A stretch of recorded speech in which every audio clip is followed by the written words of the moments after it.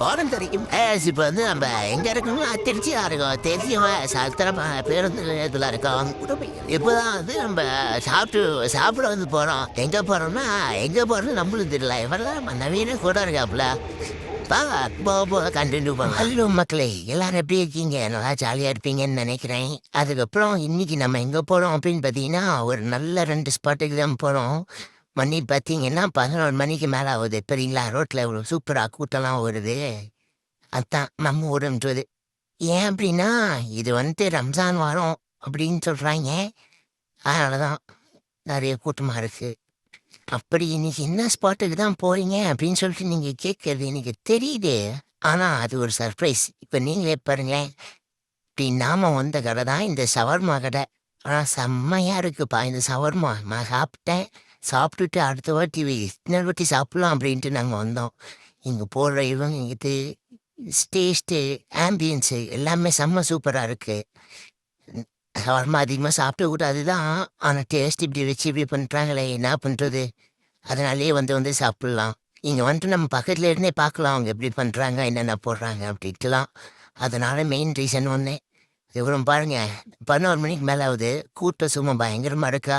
அப்படியே நம்ம 2 பார்சல் வாங்கிட்டோம். வாங்கிட்டு அப்படியே கிளம்பிட்டோம்.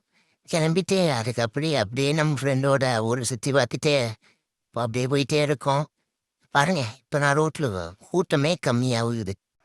இதுக்கு முன்னாடி பார்த்துருப்பீங்க எவ்வளோ கூட்டம் அப்படின்ட்டு.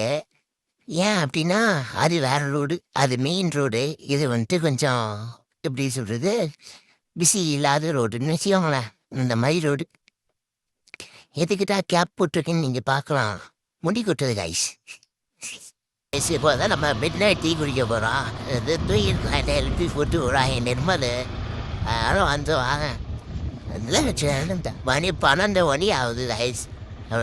வீட்டு போய் டீ குடிக்க கூட்டு போகிறாங்க கைஸ். வாரம் கைஸ் தூங்கணும் பண்ணிக்கிறேன். அப்படியே பார்த்தீங்கன்னா நம்ம டீ குடிக்கலாம் அப்படின்னு சொல்லிட்டு கடைக்கு வந்துட்டோம். இந்த கடையில் பார்த்தீங்கன்னா டிஃப்ரெண்டான ஜூஸ் வச்சுருக்காங்க. நம்ம மாஸ்டர் பார்த்தீங்கன்னா நமக்கு டீ போட்டுட்ருக்காங்க. அப்படி நம்ம வேடிக்கை பார்த்துட்டு இருக்கோம் இப்போ.